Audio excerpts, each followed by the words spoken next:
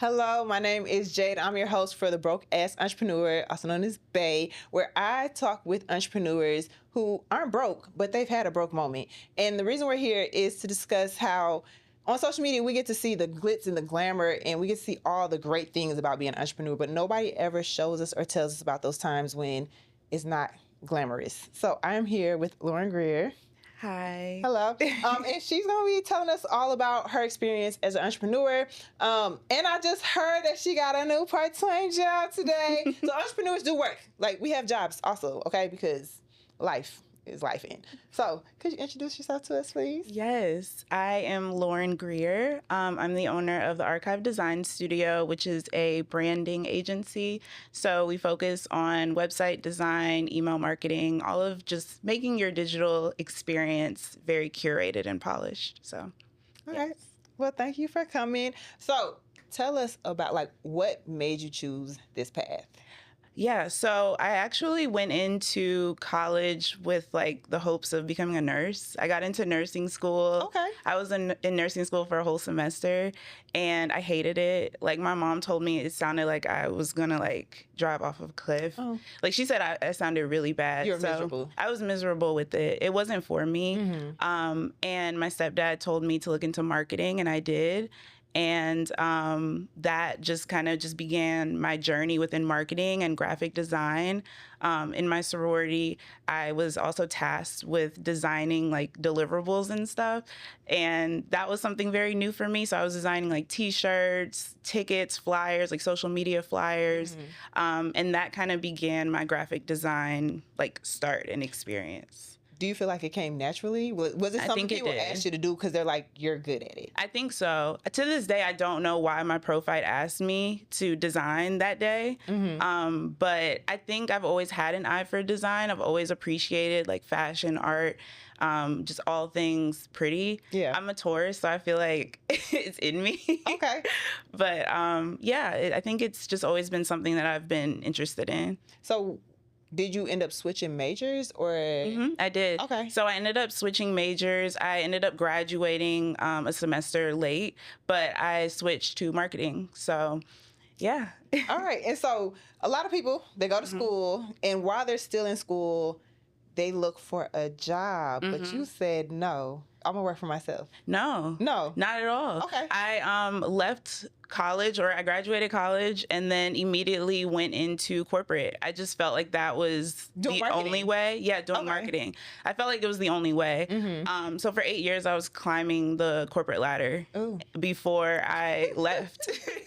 So what was the moment? When did you decide, like, I can do this by myself? Like, I don't need this back end to do this. I was micromanaged heavily in my last corporate role. Okay, I'm going to ask you a question. Yeah. Did you work for, or? Okay. Yeah. All right. Yeah. It was bad. It was really bad, and it was honestly affecting like my mental health. I was crying. I remember like being on Zoom calls with my coworker, and we're just both crying. It wasn't a good experience. Yeah. During that time too, I lost my stepdad, and I was just dealing with a lot. And I just remember being in the car driving home one day, and God told me like, you don't have to do corporate. And I just remembered that. And I was just like, okay. I felt like I had to be in corporate. Right. I always just felt that way. So for me to leave 9 to 5 and 40 hours a week to just jump into something completely new, I didn't know how to get benefits. I didn't know like what I was doing at all. And I didn't know how long I was going to run my own agency. And during that time, too, I was also doing interior design and branding. So it was a lot to figure out. So the plate was full. But you did figure it out. I did. So that's something that's interesting. Like, a lot of times, I always tell like my fellow entrepreneurs, like when we meet up and we link up, I'm like, oh, you got your own business too? We weren't raised to become entrepreneurs. We thought it was go to school, get a job. Yeah. And stay in that job until you retire.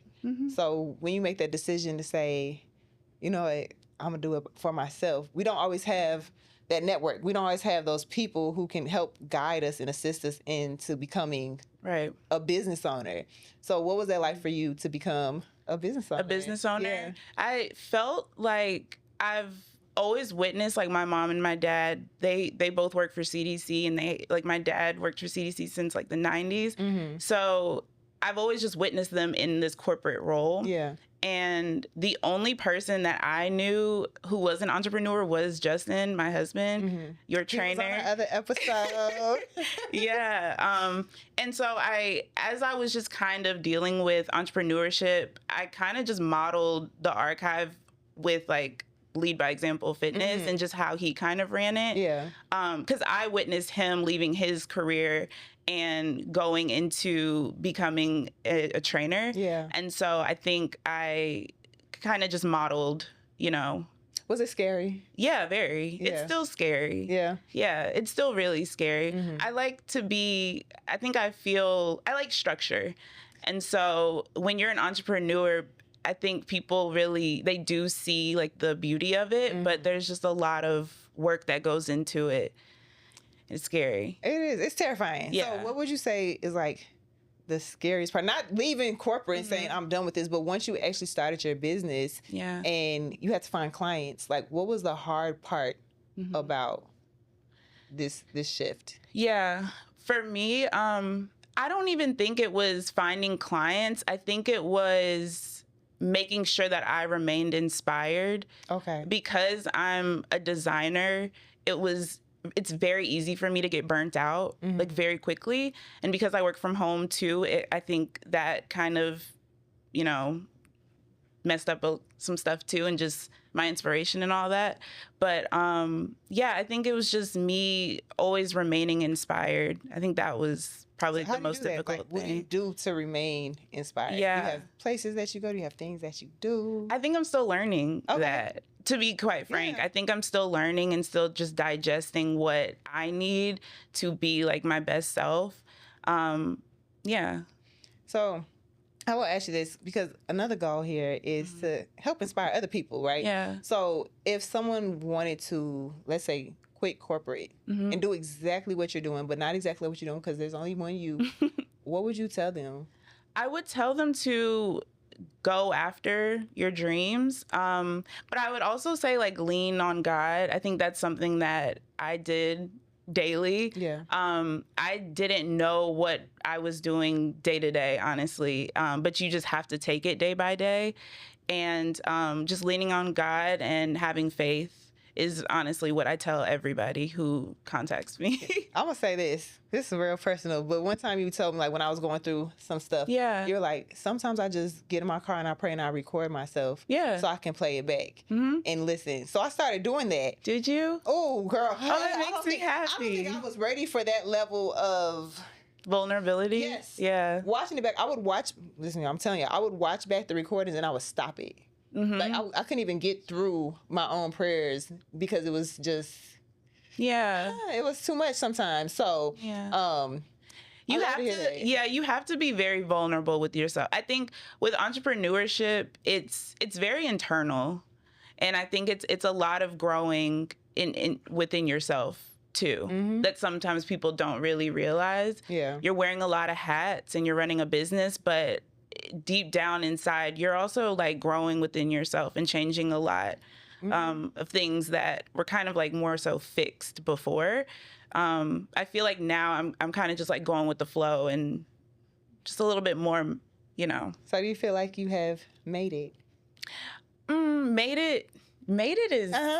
It's really broad, right? Yeah, that's broad. I don't think I've made it until I'm in my purpose. And I think I'm still trying to, I really want to help. I've always said this, but I always really want to help young girls in some capacity.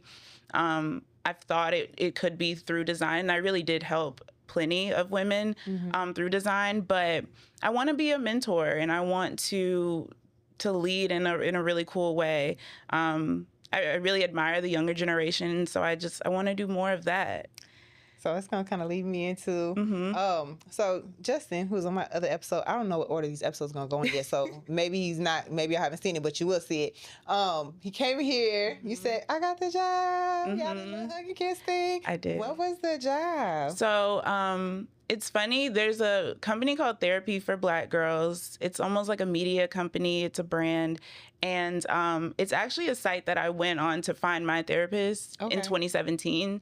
So I've used it. I've sent it to family and friends to find therapy. But they do a lot of really cool mental health awareness like stuff. They have like resources. They do events and stuff like that too. So I applied for a senior designer role and I ended up getting it. That's so dope. Yeah. Like, that's amazing.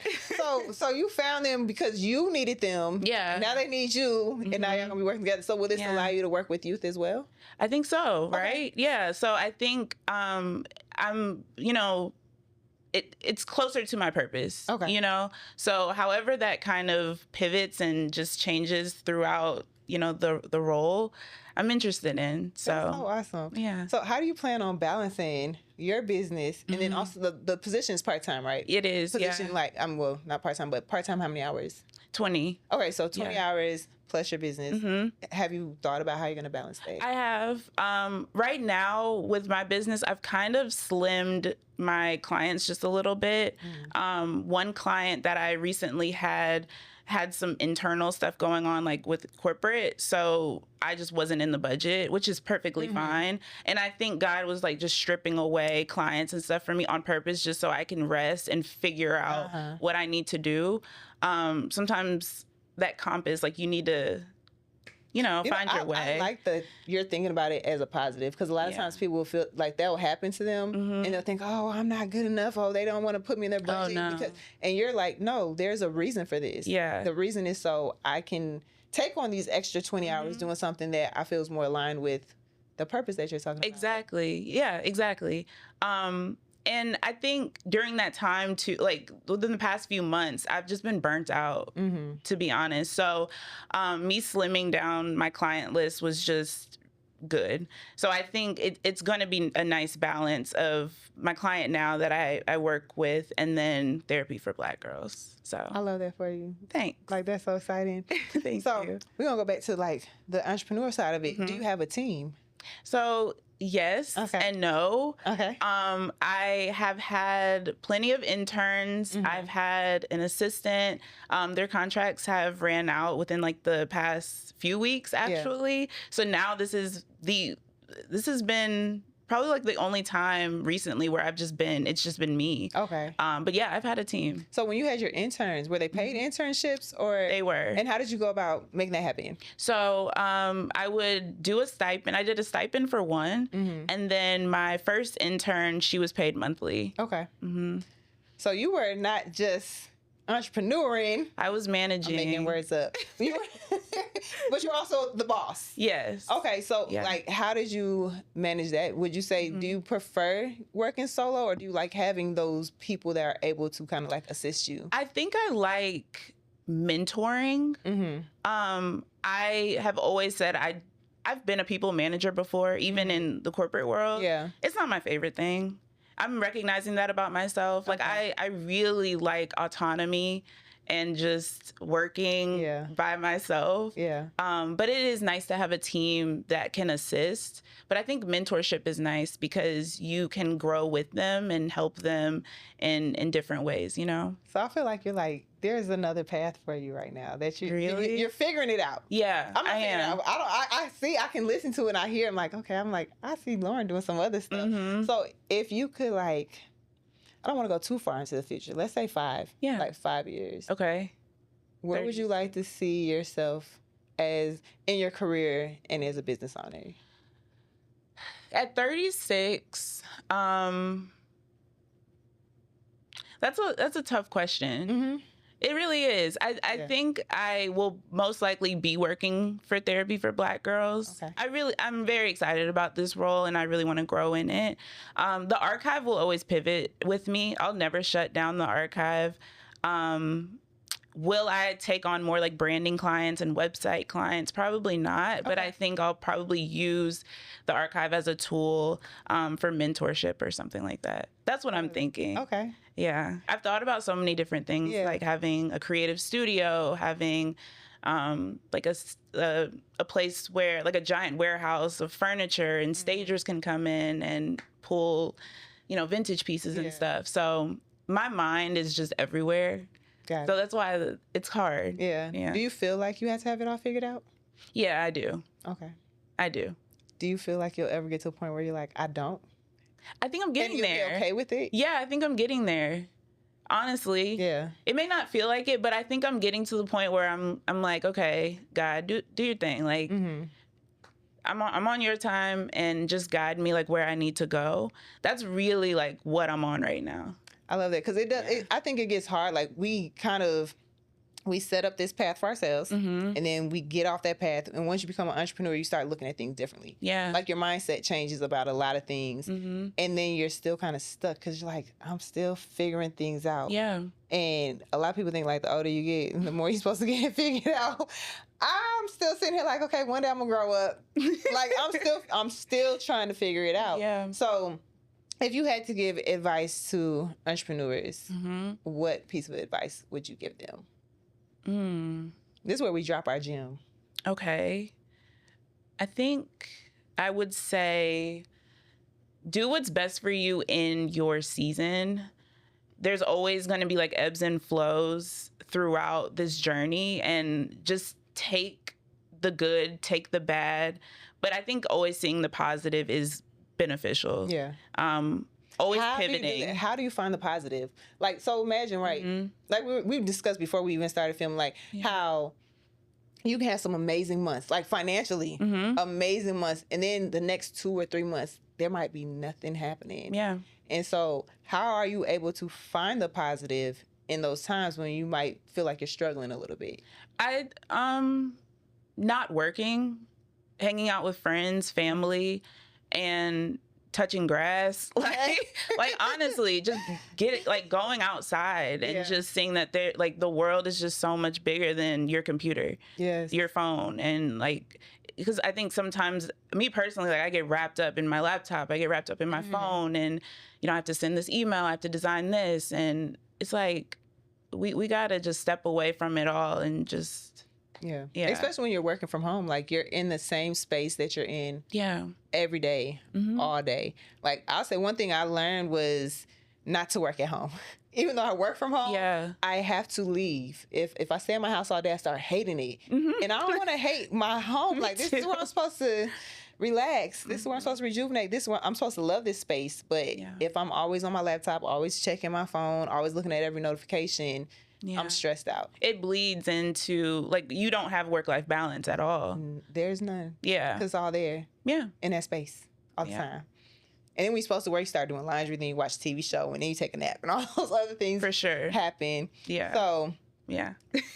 And that's another thing, too. You talked about naps. Like, if there's one thing I'll tell an entrepreneur, like, rest. Yeah. You have to rest.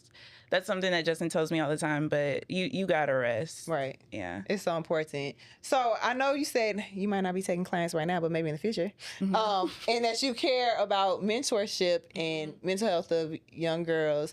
Where can people find out more about you? So I am on The Archive Design. That's my Instagram. Look in there and spell it out for them people. The Archive Design, TheArchive Design. And that's where you'll find me. Okay. Yeah. Any other closing thoughts that you'd like to share? No, I'll say entrepreneurship is a journey that has changed me, I think, for the better. And I recommend it. I do. Okay, I know. Through it all, I do recommend it. You recommend it to everybody? Not everybody. Okay. But if it's in your heart, do it. Okay. If it's something that you're like, I can't do it, don't do it. Okay. Yeah. And what about the corporate baddies that hate it? That hate corporate? Yeah. Find a role that you like. Yeah. I feel. I know that sounds maybe bad and rough right now, especially just with the layoffs and a lot of stuff is happening. Yeah. But I'll say, look at your resume, go back to the drawing board, figure out like where you want to go. If entrepreneurship is something that you've been thinking about, maybe like start that. Get your mentor. Yeah. That part. That comes up too. So yeah, because that's I just want to add, like, I've never worked in corporate. I worked in education, like, so different environment. all my friends after graduating, like after college, they all Yeah. had corporate jobs, and every single one of them hated their jobs. It's tough. I loved going to work. I was like, okay, let's go to work. I was always happy and smiling until we got a new principal. I had a new principal. I was like, this is what it feels like to hate your job. Like, and that's how I ended up starting my own business. Yeah. Because I was just, I can't take it. No, it's hard. I do feel for, I mean, I have friends who are in corporate and it took them years to find their next role. So it's hard. Like corporate is hard. It's all about finding a company that you think fits your morals and your values, I believe. And then when you're interviewing for that next role, like you got to interview, you know, your stakeholders and your exec level team and stuff like that too. Because I don't understand that language. I never did. I don't know nothing about. You just got to make sure, like, it's almost like a dating thing. Yeah. Like, are we a good match? Ooh. Yeah. Yeah, it's like a relationship. It is. It is. Oh, you're out of it, so you're not in this dating pool full of pee. I'm not. If you're ever looking for an intern, new interns, y'all know where you can find her. If you're struggling with mental health, what's the name of the website that you used? Therapyforblackgirls.com. Okay. Yes. Awesome. So, Lauren, thank you so much for joining me. And if you are a broke-ass entrepreneur, don't worry, you won't be broke forever. If you're in corporate and you're thinking about entrepreneurship, do it. Just do it. That's it. Thanks for joining us. Bye.